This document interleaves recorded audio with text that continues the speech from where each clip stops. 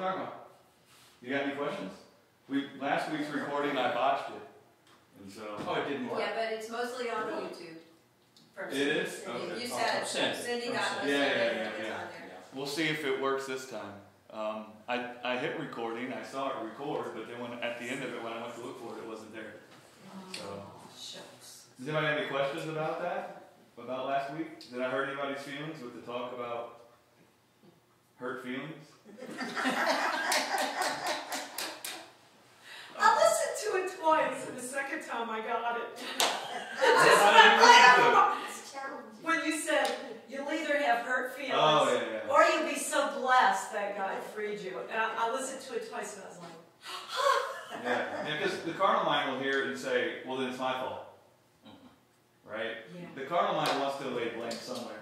And it thinks that it finds peace that way. It thinks there's peace in that. Right? But there is no peace. Because then you're harboring unforgiveness and hurt and bitterness and lies, and you're stumbling over the truth, all of that. So the carnal mind will hear what I say and think, well, then that means it's my fault. But what I was saying was that it's no one's fault. Right? And the idea of wanting to lay blame or scapegoat something or someone is not born from above. right. Right? It's born from below. That's why reconciliation is the opposite of judgment. Because when you're judging other people, you can never be reconciled. And peace can't exist if there's no reconciliation.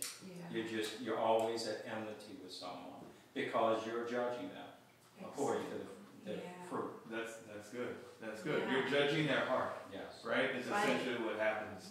And listen, that doesn't mean that we're going to judge ourselves by whether or not our feelings get hurt or not. It wasn't about how, well, your feelings shouldn't get hurt, and if they do, then what's wrong with you? Right.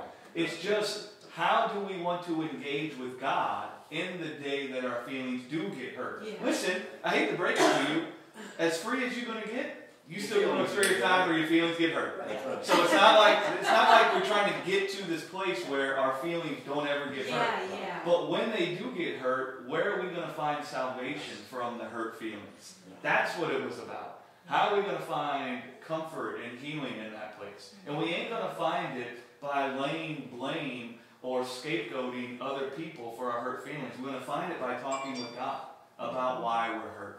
Right? What hurt us. When you look at the world, I mean, it's all about blaming somebody for Yeah. everything. Absolutely. Especially today, right now, politically, somebody has got to be scapegoated and blamed for things. And it's just, that's all it is. It's And there's who's so to many blame? that are capable of filling that spot. Yeah, who's to blame? What's interesting, and I don't know how this connects exactly, but what's interesting is I was looking at this the other day, and I was looking at the fact that the actual Day of Atonement hasn't occurred yet. And even when I say that, that will mess people up. Because you think, well, wasn't the atonement at the cross?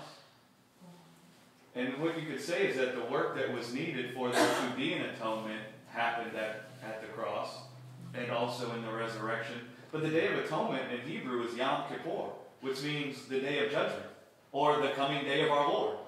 That hasn't actually happened yet, right? The actual... Now, Jesus came to bring judgment into the earth, meaning he came to declare which was the way into life and which was the way unto death. But the final judgment has not occurred yet. That will be the actual Day of Atonement, and it will be the restoration of all things, where sin and death is consumed by the fire of God's love for mankind and by his passion to live with man eternally in an earth wherein only righteousness dwells. It's going to happen on that day. That's the actual Day of Atonement. There's something interesting on the Day of Atonement, on the Day of Judgment. Speaking of what Marie said about we want to judge something, right? It's like we struggle to not lay a judgment on something or somewhere or somehow.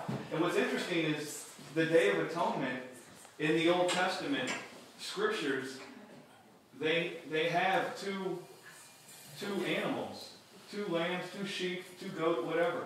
One of them is slaughtered right there. One of them is called the scapegoat. And they send it away from the camp. And then it goes and dies away from the camp. right? So it's removed from the camp. What's interesting when you go and study that in the Hebrew is they call that scapegoat Azazel. And they think it's an evil angel. And so it's a picture on the Day of Atonement, or Yom Kippur, or the Day of Judgment, of something being sent away from the camp and judgment being leveled against that. It's the scapegoat. Right? And so it's a picture of the serpent, judgment being laid on the serpent. Right? Judgment being laid at the serpent's feet, at the serpent's system, at the serpent's wisdom. Right? It's God pronouncing judgment against the serpent and his system as the way unto life. And then he removes it from the camp. What's the camp? Earth. Where we're at, dwelling. That's the camp. And so the scapegoat is Azazel, or the serpent, or the devil. And that old serpent, that dragon, whatever, is the judgment is against him. And he's consumed in the lake of fire. Right? Does that make sense? Yeah. You guys see that? That's good. If you go and study the Jewish feast days, I always thought this was interesting because all the other days happened exactly on the day they were supposed to happen. Like the day of Pentecost happened on their feast day. The Passover, Jesus was crucified on the day, the Passover. Right? But the Day of Atonement wouldn't have been that day. It was a different day. And it would have been a couple of months away from there. And so I started looking at that and seeing that the scapegoat is there. And so what is the scapegoat? And so it's like, Paul come and said that we war not against flesh and blood. Right? So our war isn't against people. So in the day we find ourselves in the world with hurt feelings, it isn't that it's people warring against us. Right? It's something else that's warring against us. Right? And we see that in the scapegoat because God judged that the serpent system is the system unto death. God judged the serpent as the author of sin and death. Right? And so it just kind of connects into that when we feel hurt feelings, we want to scapegoat something. Well, what we can scapegoat, if we want to judge something, we can judge that the serpent got it right to get Adam to bring sin and death into the earth. And because of that, we can feel pressed in by lack sometimes. Right? Yeah. And our feelings get hurt when we feel lack inside of situations. When we feel that we're not being respected. That's a big thing. If we feel we're not being respected or honored in line with what we know in our hearts to be true about being the sons and daughters of God, why do you think we get so upset when we don't feel like someone respects us? Because in our hearts, even if we hadn't seen it with our physical eyes, even if we hadn't even heard it with our heads yet, in our hearts are wired with this image of the God of all glory prostrating himself on one knee in adoration of us and calling us his beloved sons and daughters. And so there's something in us that says we have honor. There's something in us that says that there's something to be honored and respected about us. Now, we don't necessarily always get the ins and outs of that correct, but when we feel like we don't find that in the world, we get our feelings hurt. Yeah. Right? But the reason our feelings get hurt is because of lack. Right? But listen, the honor and respect that we're looking for isn't found from other people. Nor can other people actually satisfy our desire to be honored and respected. Other people can't actually fill that up. Yeah. Only God can fill that desire. And when you see that God has bowed his head in honor of you, that he's respected you, he's come and acknowledged your value, your beauty, by laying down his life for your life. When he looked around and saw that there needed to be a, what's the word I'm looking for? There needed to be a reconciliation. He looked around and saw that there was nothing that possessed the same value as you and I, but him. And so he came and he bowed his head to us, right? He made himself vulnerable to us, right? And it's like, that's what we're looking for. But listen, you're going to be hurt all the time if you're looking for respect from other people.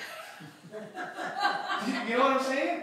And even should you get it for a little while, you'll still be empty because their respect doesn't possess the ability to fill up your desire for respect. Only seeing that God has honored you. Right? Yeah. I mean, what more can a guy do to demonstrate his honor for you? He looks at everything he has and everything he has in himself. And he says, I'm the God of all glory. I have all things. I am all things. I lack nothing. I have everything. And he thought it appropriate Yeah. He thought it appropriate to give us all that he is and all that he has in himself. All of it. He thought it appropriate to bestow everything that he is into our hands. Now, what do you think about that? Listen, when I worked at the finance company, I had like 40-something employees, and it was a struggle for me to leave on vacation for a while because I didn't have anybody that I thought it was appropriate to leave them in charge. Did you see what I'm saying? I mean, in the day I went on vacation, it's like, what's going to happen here? And then this guy I ended up hiring named Matt, this guy was on it, man. And, I mean, he probably was better than me.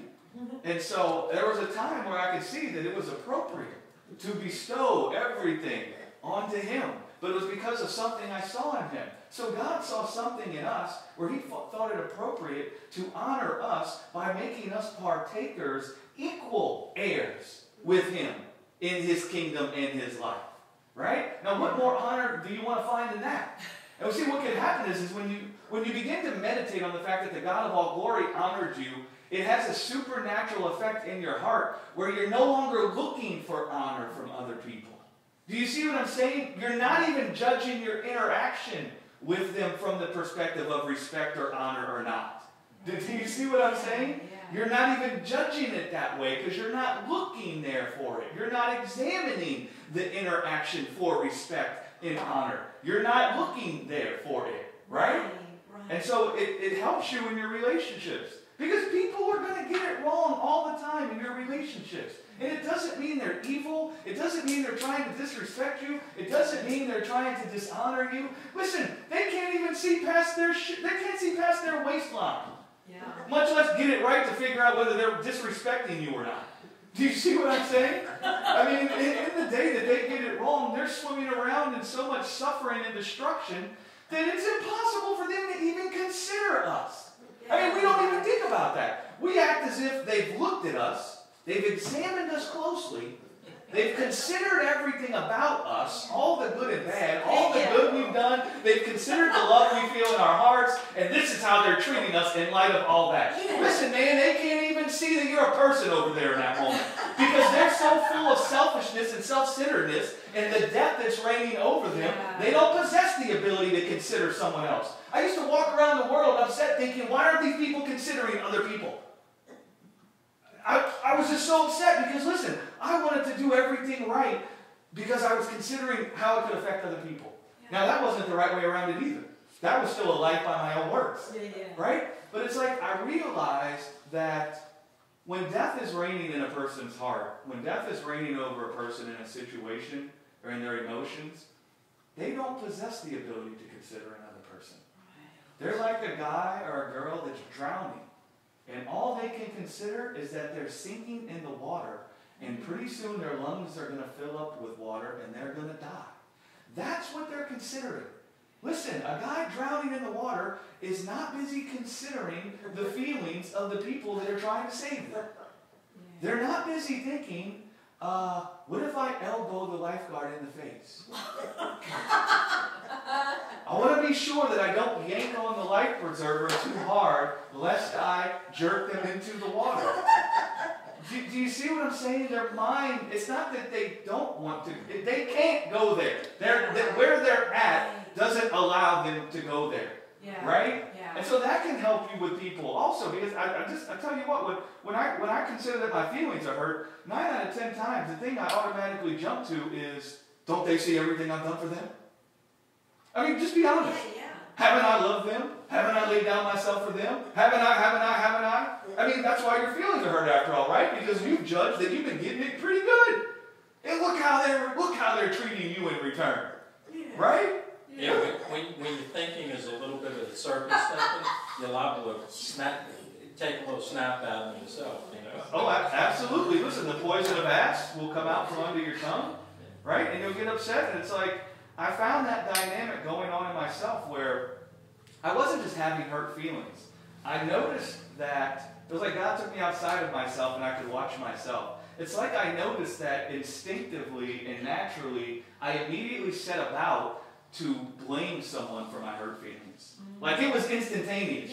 Do you see what I'm saying? It wasn't like my feelings were hurt and I walked around and thought about it for a little while and then I thought, those you know. No, it was like immediately I was laying the blame for what I felt at people's feet. Immediately it was happening. And so then he just stopped me and started talking to me about, why are your feelings hurt, Greg?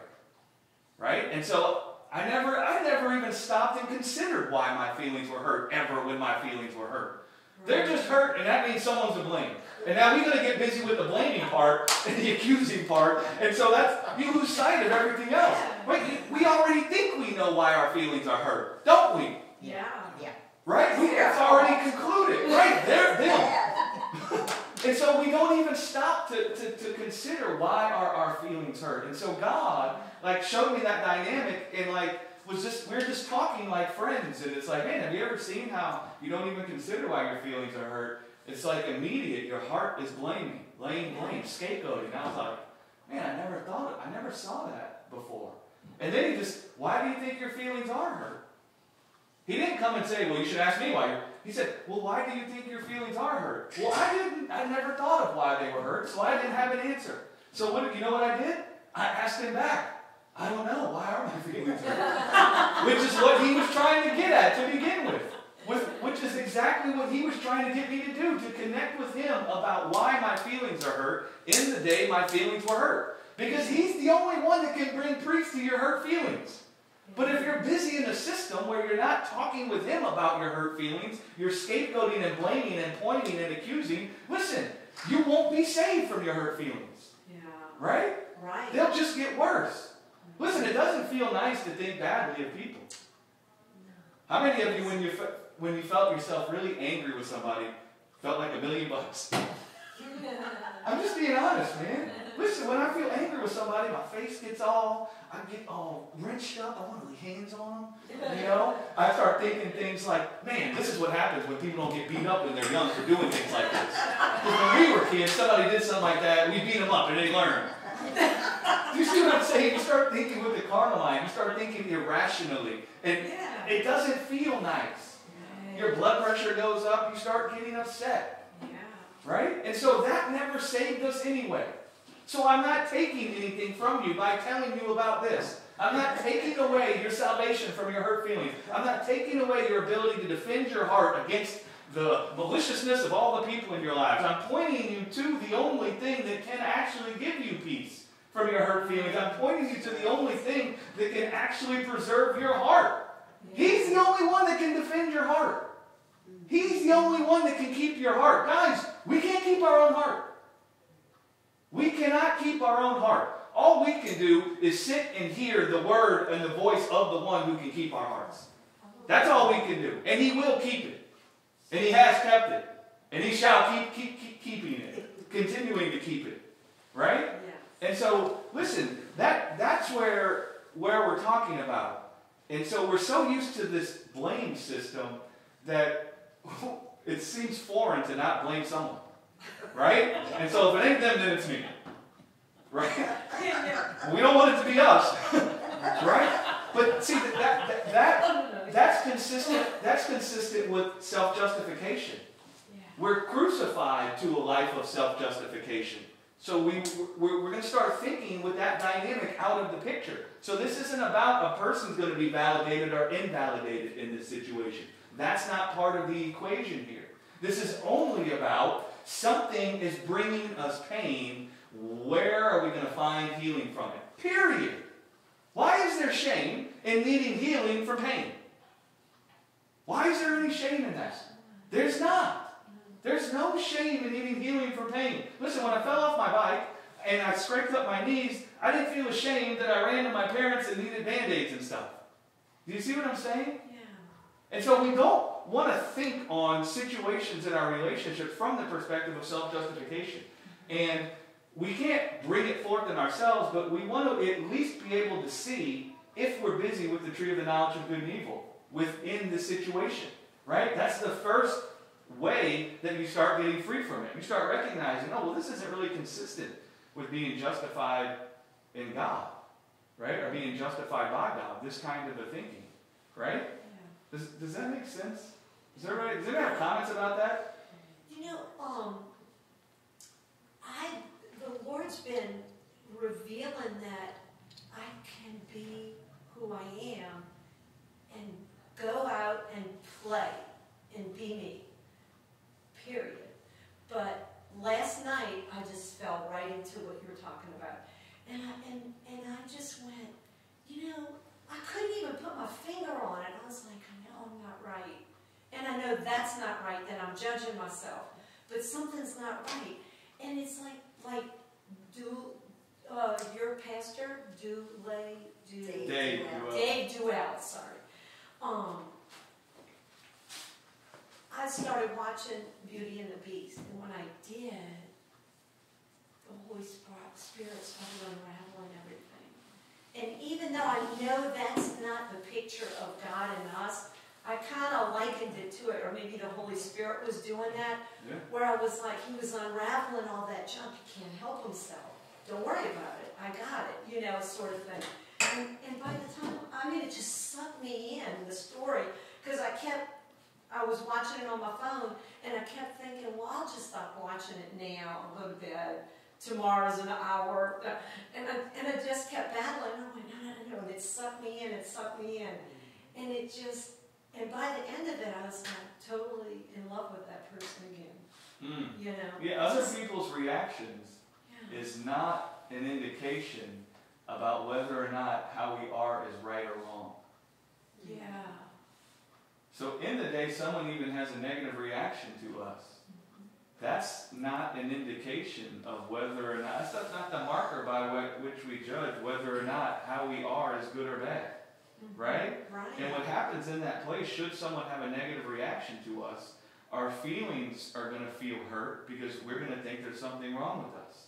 Right? And that's threatening to keep us from just being able to walk in the world in freedom. Right? And so what happens in that place is we talk to God about the hurt that we feel. Right? The only way someone's negative reaction to you could even have a negative effect in your heart is if you already agreed with their judgment about you. Right? They're mirroring what you've already concluded about yourself. And now you're feeling the great pain. Right? Yeah. Like I said about myself, no one made me believe that I was too intense and that it was bad for people. No one made me believe that. I decided to believe that. Innocently. I wasn't like over in the corner with the devil, you know, pumping my fist at God. I innocently looked at something in myself and thought, it's not right. And took that judgment into myself. And that's the only reason why when other people reacted to me that I felt pain. It wasn't their reaction, it was the judgment I already made in my heart. Right? And so it's not, we don't need to be free from other people's opinions. We need to be free from our own opinions of ourselves. Do you see what I'm saying? And that's the other aspect of talking with God when we get our feelings hurt. Is we're giving God, it's like if I could give a picture, and I'm describing things that happen supernaturally in the Spirit, but it's like we're giving our hearts over to God to minister to our hearts and to heal our hearts. And it's like all of the things that hurt our feelings, all of the things that all the judgments that we made about ourselves that are actually what's causing our hurt feelings. God starts having access to our heart to unwind those judgments. He comes and changes your judgment of yourself. Right? That's what is bringing us pain. The way we judge ourselves. And so God's like, listen, it's like if I can get free from everybody else's judgment. No, everybody else's judgment wouldn't matter if your judgment about you was God's judgment. And so we got to get free from our own judgments about ourselves. We got to get free from our own opinions about ourselves. And when we feel hurt, if we connect with God in that place, it's like giving Him our heart. Here, Daddy, what's going on in there? It's like giving your heart to the surgeon, and now the surgeon starts dissecting your heart, and he starts healing the judgments you've made about yourself that came from the world. They didn't even come from you. It ain't like you dreamt them up all on your own. The world presented it to you, and you thought it looked good for food. Yeah. Right? Yeah. I mean, for me, in the day someone comes and tells me, listen, man, you're too much for people. You're ruining everybody's life. Well, you don't want to ruin nobody's life, and so you're busy thinking that looks good for food then. Let me eat that so that people's lives can be okay. Right? And so God gets access and He starts healing the heart. He starts removing the judgments that we have. Yeah. Right? Do you see that? It's not other people's judgments. It's our own judgment about ourselves. I can just imagine a young Paul rising up in the Pharisee system. Right? I can just imagine if someone come and judged him in that system. And if they come and said something negative about him within that system, well, you're not going to be high priest. You don't know the scriptures like blah, blah, blah, blah, blah, blah. You don't. I could just imagine Paul would have jumped up and blasted them.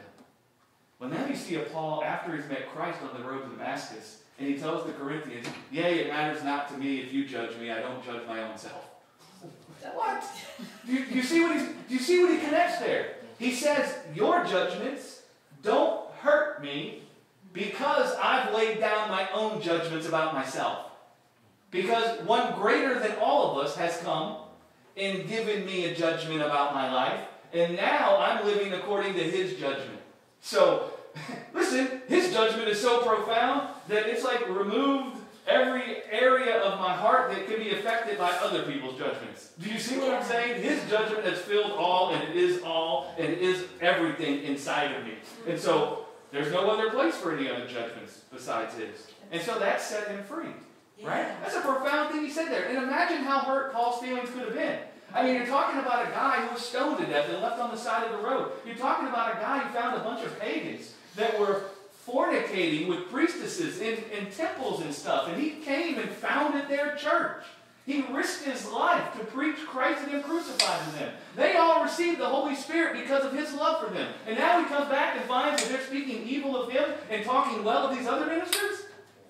When he's the one who fathered them in the faith? Listen, if there was ever a time to have your feelings hurt, it's then. Do you see what I'm saying? Yeah. And they were judging Paul. Well, his presence isn't mighty.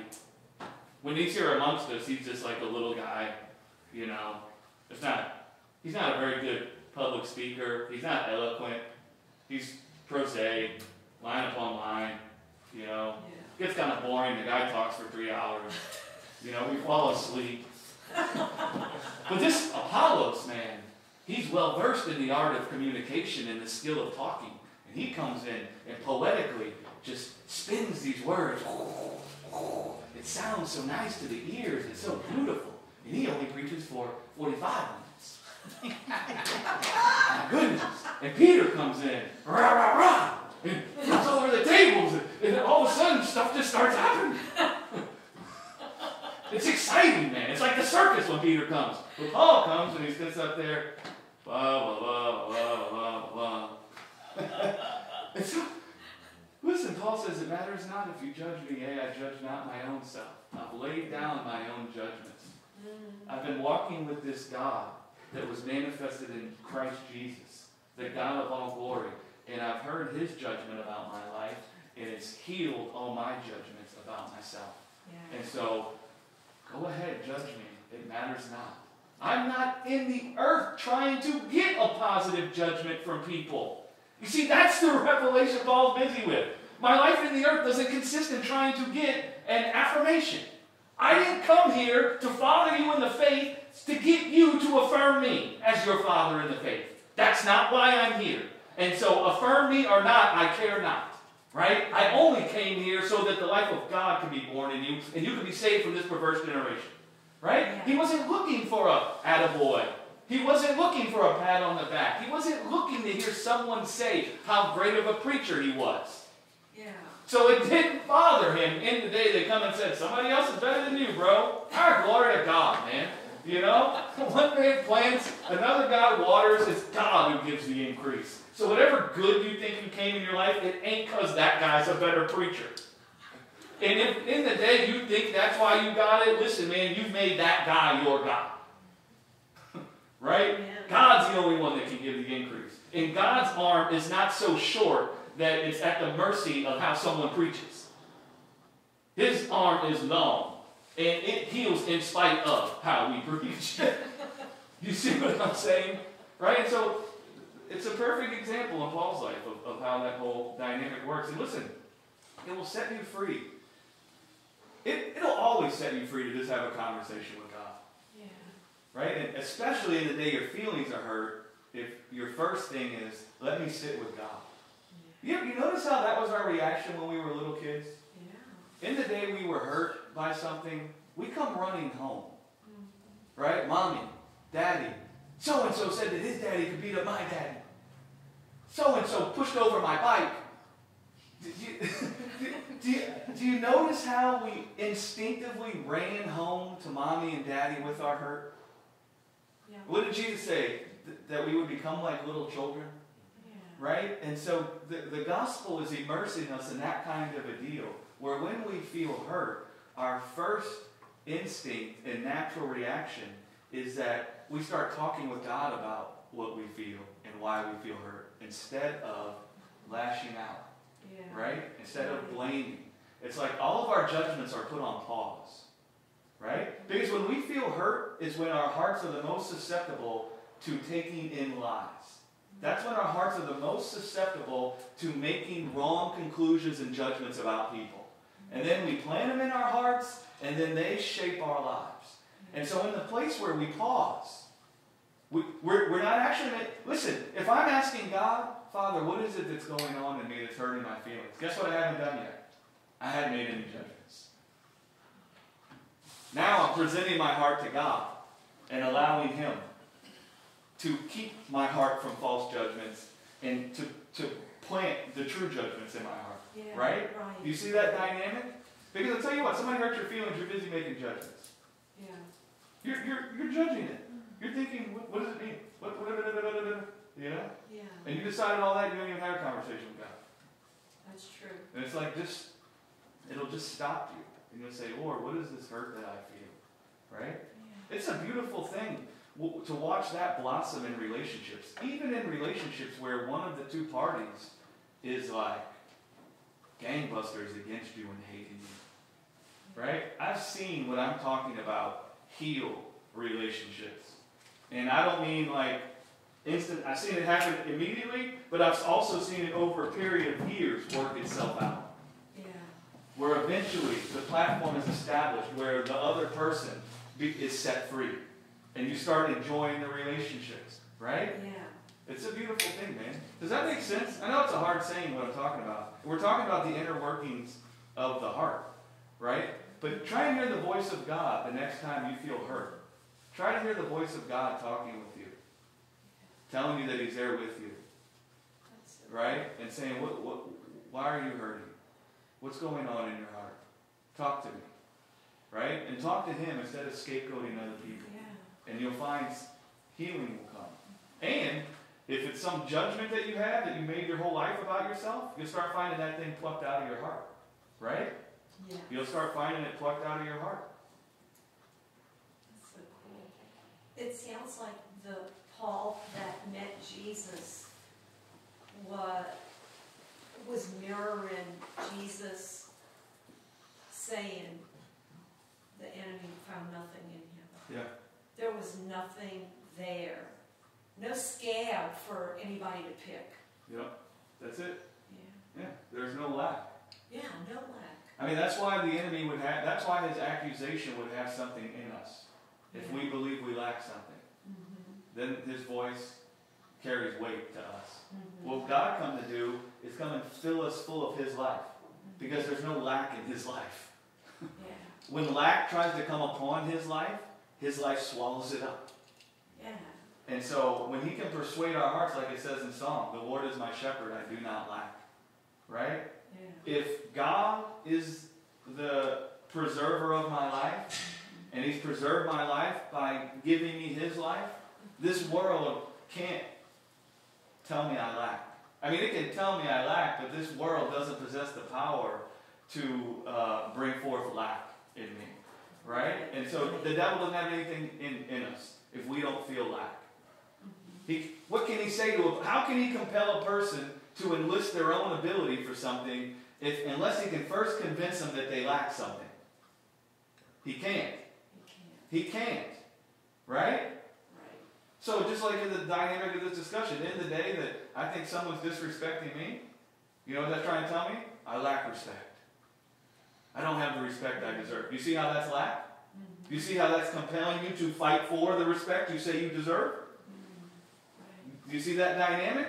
But now you see that you've gotten the respect that you've all been after from God. That fills up the place in your heart that desires respect. God's respecting you. He's bowed His head to you. He's honored you. He's got down on one knee and baracked you. Right? And so now you say, I don't lack respect. I have all respect. Respect runneth over. Therefore, what they do can't be disrespect. It can't mean that I'm lacking respect. Yeah.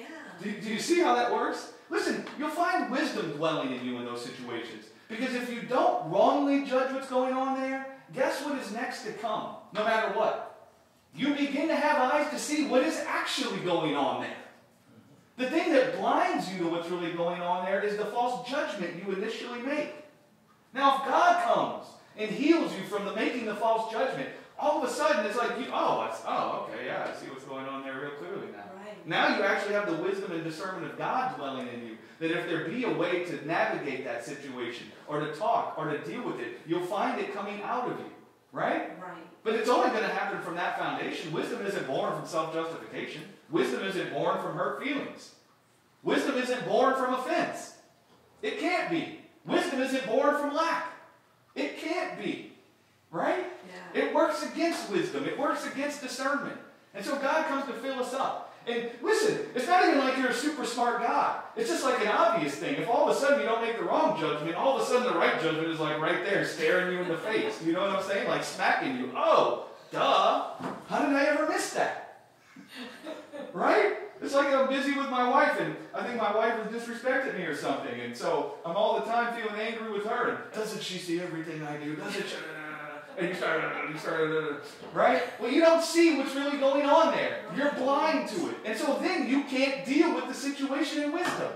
But then, when God come and got me to see to consider what's going on in me that I feel hurt, what happened was I stopped judging that it was the result of my wife or any other person. Well, the second I stopped judging what it was the result of, or stopped judging what was the cause, all of a sudden I had eyes to see what was the real freaking cause.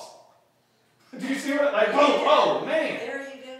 Right. And then when you can see what is the real cause, then that's what you start talking to God about. And you start finding salvation manifest in your heart.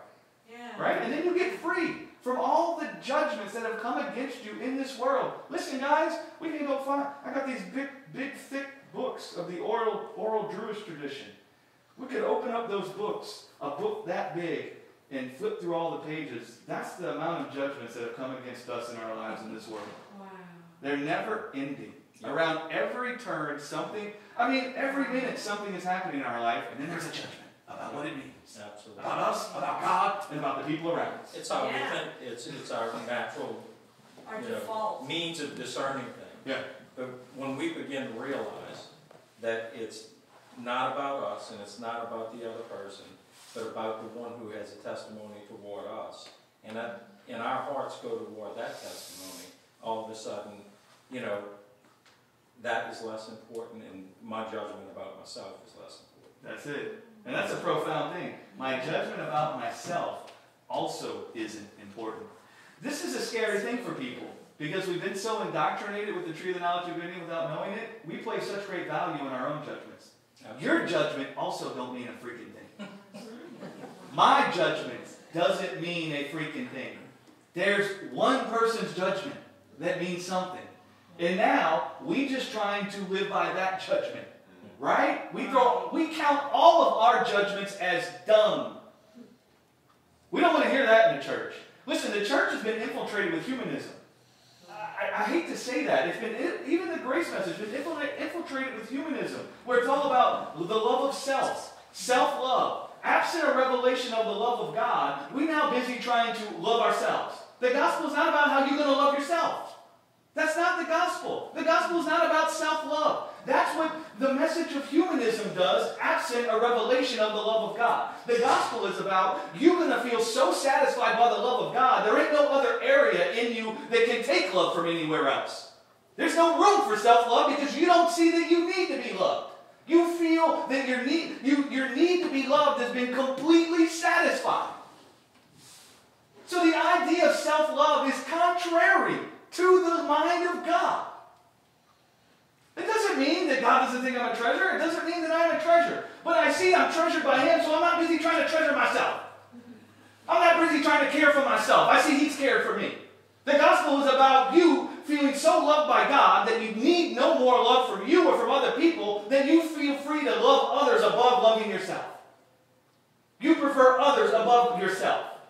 Now, I'm not telling you go do that or you're a heathen. I'm just telling you what the gospel will bring forth in a people. And in the day, we're busy talking about the gospel in the sense of, well, we got to love ourselves. What the hell we do? God has loved us. You know, it's interesting, is when the Lord said, love God like you love yourself. But it's kind of a euphemism. I don't know what it is. Yeah. He knows how much we love ourselves. Okay? So this is real. This is true. He knows how much we love ourselves. So he says, look, love God that way. And when you feel love for God because of his love for you, you're loving God like that. Yeah. Oh, You know, instead of loving yourself. yeah. It's a scary thought for us. Well, what if people walk over me? Oh, what if Can someone walk over God? What if can people abuse God? Right? We're so busy with self-preservation, we haven't realized. It's like you think the Lord Jesus was worried about somebody walking over him. Right. You think the Lord Jesus was waking up in the morning thinking, I got to set up boundaries unless anyone hurts me. I'm serious, man. I'm serious. Right? I know it's funny, but we haven't understood what we've really been busy with. Okay? Yeah. This isn't to say that it's bad to not want to be hurt. But let us realize that we're not saved from hurt by setting up boundaries. Only God can save our hearts from hurt. Only God. We can't save ourselves. And in the day we're busy with that. Let us at least realize what we're busy with so we can start talking with God about where we're at. We're busy with the works of our own hands. We're busy trying to protect ourselves, preserve ourselves, save ourselves. Let us at least realize that's where we're at. We don't need to feel shame about it, but let us see what tree we're eating from, and let us start talking with God and tell God about how afraid we are at the hurt that we felt in the world, and how afraid we are to be vulnerable to people, about how afraid we are of what people can do to us. Let us start talking with God about that. That's the only thing that can put your hedge around our hearts. Right? Yeah. That's where we want to be. There's no shame in that. Just tell God, I'm scared senseless. I don't want to be vulnerable. I'm scared of the feeling of rejection if I make myself vulnerable. I'm scared to let people in. I'm scared. Start talking with God about that, man. Hallelujah. He understands. He made himself vulnerable to us. And listen, we weren't exactly filled with love when he came and made himself vulnerable to us. Right? We were filled with murder, hatred, envy, and backbiting and gossip. The poison of asp was under our tongue. And he came and he didn't have a boundary. He didn't say, I got to keep these people at arm's length. He came and made himself vulnerable. That's what love really looks like. Don't try to make a law out of what I just said. I'm not telling you what you should be doing. I'm not telling you to change your behavior. I'm pointing out two different wisdoms and what they bring forth so that we can at least stop and start talking with God about his wisdom and his life. That's what we're talking about, all right? Yeah. So in the day you've set up boundaries because you've been hurt real bad, I'm not judging a negative judgment about you. I'm not telling you you should stop doing that. You would only have done that because you're filled with fear. What I'm telling you is, those boundaries you set up, they're actually destroying your life. And the only one who can protect your heart is God. So just start talking with God about the fear that you feel. Don't judge yourself by what you're doing, but start talking with God about the fear that you feel. And when he removes fear from your heart, you'll be free to live by your heart instead of to live by fear. Right? Does that make sense? I mean, there were times where Jesus left situations because it was before the time for it to be offered, and he saw they were going to lay hands on him. So it's not to say you'll never leave somewhere. It's not to say, well, let me just put myself in stupid situations. Understand what I'm saying, right? Please try and hear what I'm saying. We're just talking about the dynamic that goes on in the heart, right? Does that make any sense? Do you have like time to explain in philosophy what it is? And I think it joins up with this, like what the deductions are. You were starting to say it in either the Bible study, I forgot which one I was listening to, but where y'all would look at a situation and present it, whether it was right or wrong, and then I guess I've said so many things, but in philosophy class, we would have open debates what we would call philosophizing. And what would happen is a premise would come up. One of us would present a premise, right? And then you take that premise to the board, and then you start putting that premise in the fire, right? You start considering it.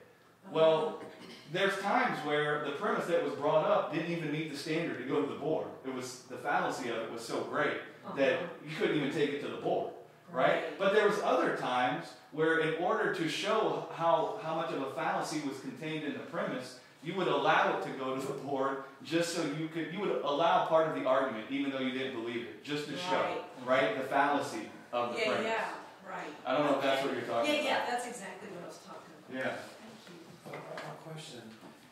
Just something earlier I didn't understand, only because as I get older, I'm not quite as smart as I used to be. What's the differentiation between the Day of Atonement and all the other days? Something about it was not held on a specific day? The Day of Atonement in the Jewish culture is called Yom Kippur, which means the Day of Judgment.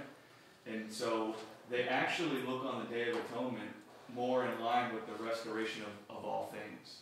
Meaning that what had gotten crooked was now made straight.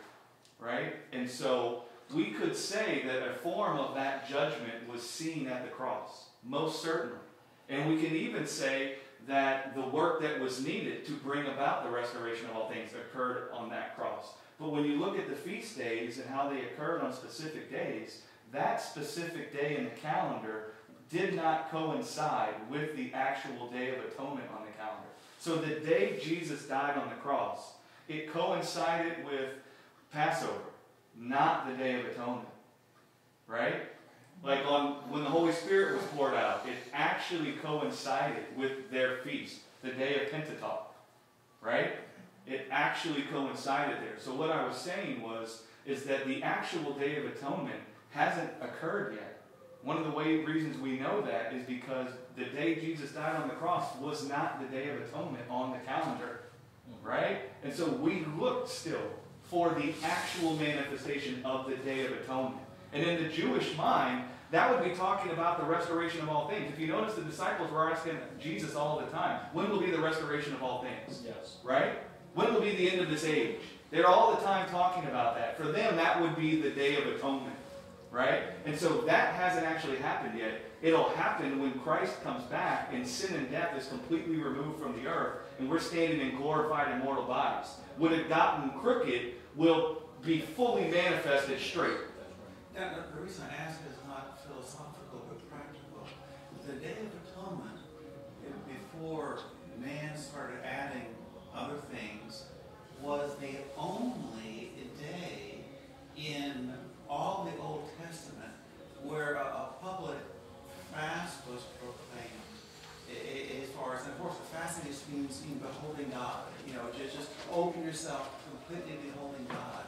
So there is something different about the Day of Atonement than all the other days, and that's why I asked just as the further explanation, if you will. Yeah, absolutely. And listen, guys, I'm sorry I got to get in there. Oh, yeah.